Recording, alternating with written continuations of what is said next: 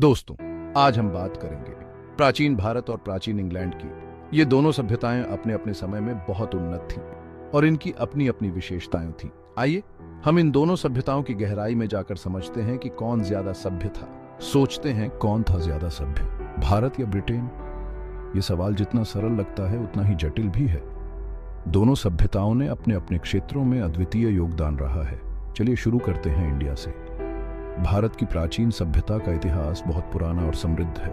यहाँ की संस्कृति और परंपराएं आज भी जीवित हैं और हमें अपने गौरवशाली अतीत की याद दिलाती हैं। सिंधु घाटी सभ्यता 3300 ईसा पूर्व से 1300 ईसा पूर्व तक खूब फूली फली। यह सभ्यता अपने समय की सबसे उन्नत सभ्यताओं में से एक थी। यहाँ के लोग बहुत ही कुशल और मेहनती थे। उनके शहरों की प्लानिंग, पानी निकालने का सिस्टम और आर्किटेक्चर सब टॉप क्लास थे। मोहनजोदड़ो और हडप्पा जैसे शहरों की योजना और निर्माण अद्वितीय थे। यहाँ के लोग जल प्रबंधन में भी माहिर थे। खेती बाड़ी, व्यापार और हस्तकला, इन सब में भारतीय माहिर थे। सिंधु घाटी के लोग कृषि में भी बहुत उन्नत थे। वे विभिन्न प्रकार की फसलों की खेती करते थे और अपने उत्पादों का व्यापार भी करते थे। और हाँ, उनके पास अपनी लिपि भी थी, पर आज तक उसे कोई पूरी तरह नहीं पढ़ पाया। यह लिपि हमें उनके ज्ञान और विज्ञान की झलक देती है। अब चलते हैं ब्रिटेन। वहाँ की मशहूर सभ्यता थी सेल्टिक। सेल्टिक सभ्यता का इतिहास भी बहुत पुराना और समृद्ध है। ये सभ्यता अपने समय की प्रमुख सभ्यताओं में से एक थी।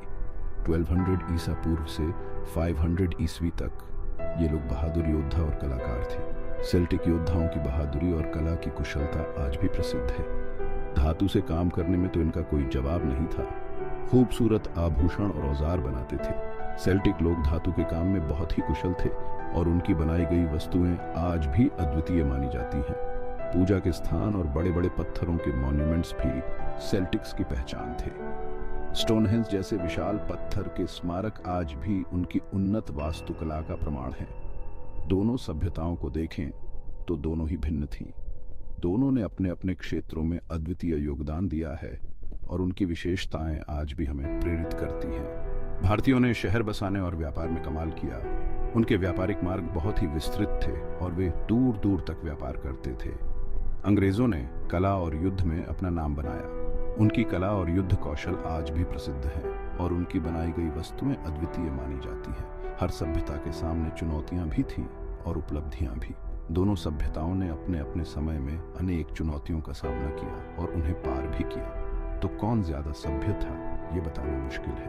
दोनों सभ्यताओं ने अपने अपने क्षेत्रों में अद्वितीय योगदान दिया है और उनकी विशेषताएं आज भी हमें प्रेरित करती हैं, क्योंकि सभ्य होने का पैमाना अलग अलग हो सकता है। सभ्यता की परिभाषा समय और स्थान के अनुसार बदलती रहती है और हर सभ्यता की अपनी अपनी विशेषताएं होती हैं। तो ये थी एक छोटी सी झलक इंडिया और इंग्लैंड की पुरानी सभ्यताओं की।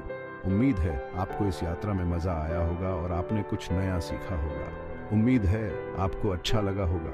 अगर आपको यह वीडियो पसंद आया हो तो कृपया इसे अपने दोस्तों के साथ साझा करें और हमें अपने विचार बताएं। अगर हाँ, तो लाइक और सब्सक्राइब जरूर करें। शुक्रिया।